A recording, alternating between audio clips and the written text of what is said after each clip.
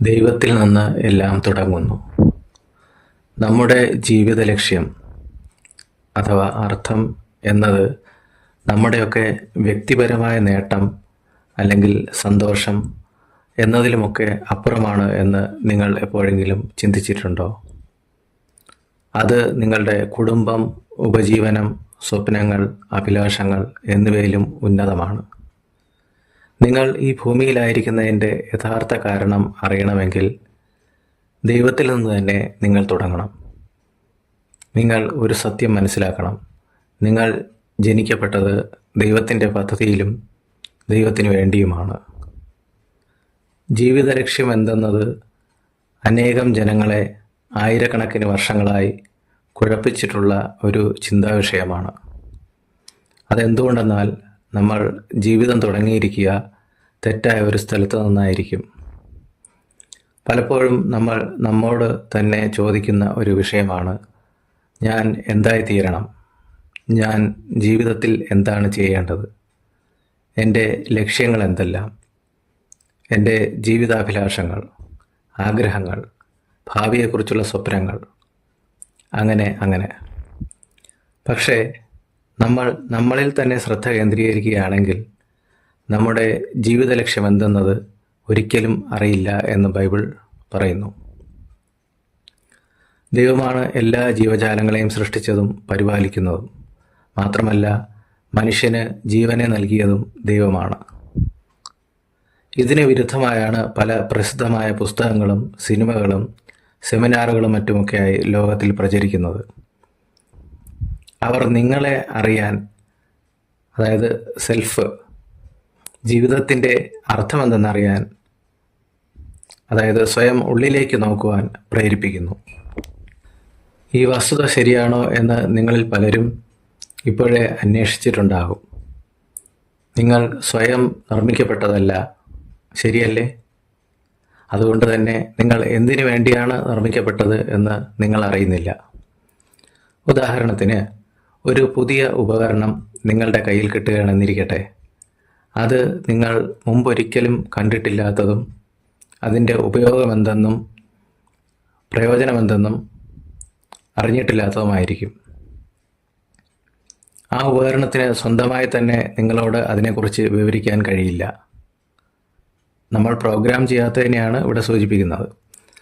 അപ്പോൾ അതിൻ്റെ ഉപജ്ഞാതാവിന് മാത്രമേ, അല്ലെങ്കിൽ അതിൻ്റെ കമ്പനിയുടെ മാനുവലിലൂടെ മാത്രമേ അതെന്താണെന്നും അതിൻ്റെ പ്രവർത്തനം എങ്ങനെയെന്നും അതിൻ്റെ പ്രയോജനം എന്തെന്നും അറിയുവാൻ സാധിക്കൂ.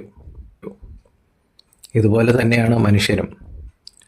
സ്വതവേ തൻ്റെ ജീവിത ലക്ഷ്യം, അർത്ഥം എന്തെന്ന് അറിയുന്നില്ല. സ്വയകേന്ദ്രീകൃതം എന്നതിൽ നിന്നും ദൈവകേന്ദ്രീകൃതമായ ഒരു തുടക്കം നിങ്ങൾക്കുണ്ടാകണം. അല്ലാത്ത പക്ഷം ജീവിതം നിരർത്ഥകമായിരിക്കും. അതിനാൽ ദൈവത്തിലൂടെ മാത്രമേ നമുക്ക് നമ്മുടെ ജനനം, നമ്മുടെ സ്വത്വം, അതായത് ഐഡൻറ്റിറ്റി, ജീവിതത്തിൻ്റെ അർത്ഥം, നമ്മുടെ ലക്ഷ്യം, നമ്മുടെ പ്രാധാന്യം, നമ്മുടെ ഭാവി എന്നിവ യഥാർത്ഥമായി മനസ്സിലാകൂ. സ്വയകേന്ദ്രീകൃതമായ ആശയങ്ങൾ പ്രചരിപ്പിക്കുന്ന വ്യക്തികളും പ്രസിദ്ധീകരണങ്ങളുമൊക്കെ ധാരാളം നമുക്ക് ഈ ലോകത്തിൽ അറിയാമായിരിക്കും. അവയെല്ലാം ഒന്നു തന്നെ പറയുന്നു: സ്വയം സഹായിക്കപ്പെടുവാൻ അല്ലെങ്കിൽ സെൽഫ് ഹെൽപ്പിന് ആഹ്വാനം ചെയ്യുന്ന ഇവ നിങ്ങളെ സ്വപ്നം കാണാനും ഏതിലാണ് നിങ്ങൾ മെച്ചമെന്നും തിരിച്ചറിയാനും മൂല്യങ്ങളെപ്പറ്റിയും, വാല്യൂസ്, ലക്ഷ്യങ്ങളെയും ഉയരത്തിലെത്താനുള്ള മോഹങ്ങളെയും അത് എത്തിപ്പിടിക്കാൻ കഴിയുമെന്നും ഒരിക്കലും ലക്ഷ്യം വിട്ടുകളയരുതെന്നും ഉപദേശിക്കുന്നു. തീർച്ചയായും ഇവ പാലിക്കുന്നതുകൊണ്ട് നിങ്ങൾ ജീവിതത്തിൽ ചില വിജയങ്ങൾ നേടിയേക്കാം. എന്നാൽ ഇത്തരം വിജയങ്ങളും യഥാർത്ഥ ജീവിത ലക്ഷ്യവുമായി ഒരുപാട് വ്യത്യാസമുണ്ട്. നിങ്ങളുടെ വ്യക്തിപരമായ ജീവിത ലക്ഷ്യങ്ങൾ നേരത്തെ പറഞ്ഞ ഉപദേശങ്ങൾ പാലിച്ചാൽ നേടിയേക്കാം. പക്ഷേ എന്തുദ്ദേശത്തിലാണോ ദൈവം നിങ്ങളെ നിർമ്മിച്ചത്, ജനിപ്പിച്ചത്, പാലിക്കുന്നത്, അക്കാര്യം മനസ്സിലാക്കുന്നതിൽ തികഞ്ഞ പരാജയമാകുന്നു. സ്വയം സഹായമല്ല, സ്വയം ത്യാഗമാണ് നിങ്ങളുടെ ജീവിത ഉദ്ദേശം നിങ്ങളെ തന്നെയും മനസ്സിലാക്കാനുള്ള വഴിയെന്ന് ബൈബിൾ പറയുന്നു. ഒരുവൻ സർവ്വലോകവും നേടിയാലും, അതായത് ഒരുവൻ ആഗ്രഹിക്കുന്ന സർവ്വതും ഈ ലോകത്ത് നേടാൻ കഴിയുന്ന അനേകം പേരുണ്ട്. തൻ്റെ ആത്മാവിനെ നഷ്ടപ്പെടുത്തിയാൽ എന്ത് പ്രയോജനം? ഊഹാപോഹങ്ങളോ സ്വയം നിരൂപണങ്ങളോ യുക്തിചിന്തയോ ഒരുവനെ യഥാർത്ഥ ജീവിത ലക്ഷ്യത്തിലേക്ക്, സൃഷ്ടാവായ ദൈവം ഒരുവനിൽ അവൻ്റെ നന്മയ്ക്കായി മരണത്തിനപ്പുറമുള്ള നിത്യമായ സ്വർഗീയ സന്തോഷത്തിലേക്ക് തന്നോടൊപ്പം എന്നേക്കും വാസം ചെയ്യുവാൻ ഒരുക്കിയ ആ പദ്ധതിയിലേക്ക് എത്തിക്കുന്നില്ല എന്ന സത്യം തിരിച്ചറിയുക. ദൈവത്തിന് നിങ്ങളെക്കുറിച്ച് ഒരു പദ്ധതിയുണ്ട്. അത് ലോകസ്ഥാപനത്തിന് മുൻപേ സൃഷ്ടാവായ ദൈവം ഒരുക്കിയിട്ടുള്ളതാണ്.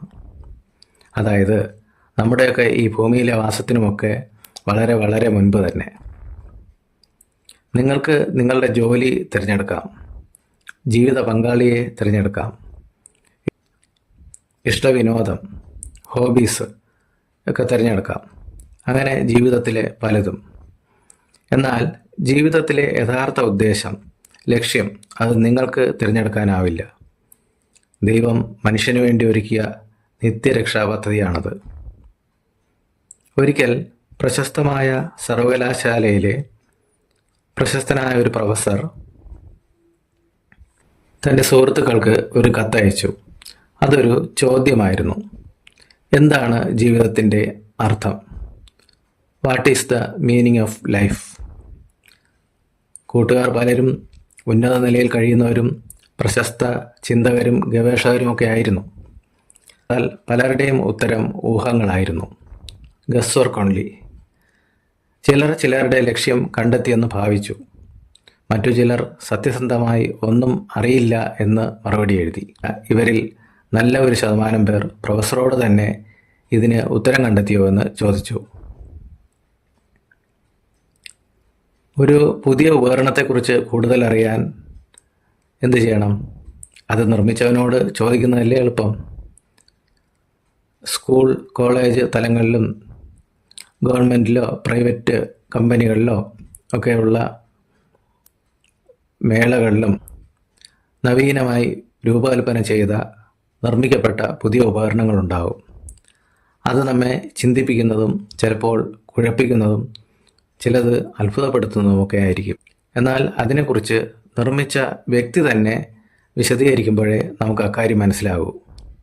ഇതുതന്നെയാണ് ജീവിതത്തിൻ്റെ ഉദ്ദേശം അഥവാ ലക്ഷ്യം സംബന്ധിച്ച കാര്യവും.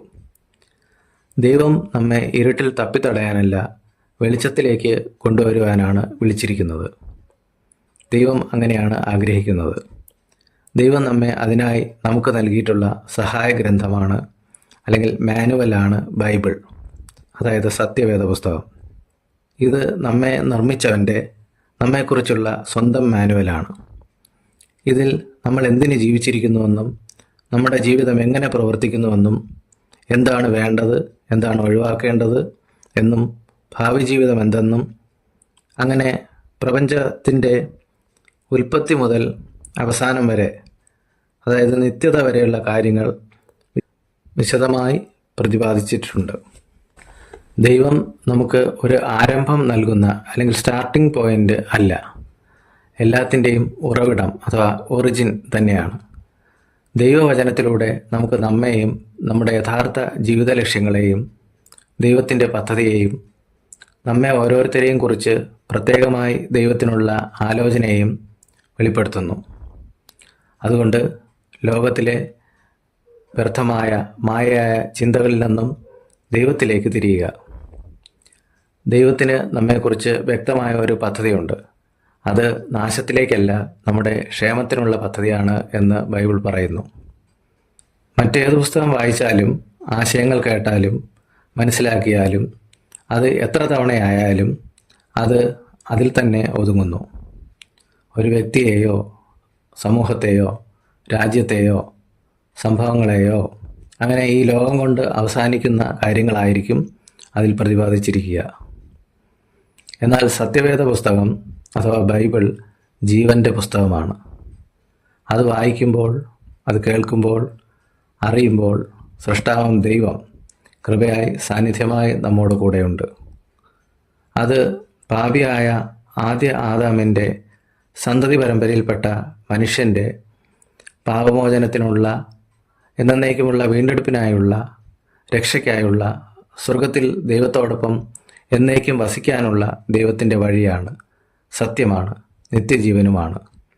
അതിനാൽ പ്രിയ സഹോദരങ്ങളെ, നമ്മുടെ ജീവിതത്തിൻ്റെ യഥാർത്ഥ ലക്ഷ്യം സൃഷ്ടാവിൽ നിന്ന് മനസ്സിലാക്കി മാനവരാശിയുടെ രക്ഷകനായ ദൈവപുത്രനായ ക്രിസ്തുവിലൂടെ ശരിയായ ആത്മീയ പാതയിലൂടെ സ്വർഗീയമായ നിത്യസന്തോഷത്തിലേക്ക് കൃപയാൽ എത്തിച്ചേരാം.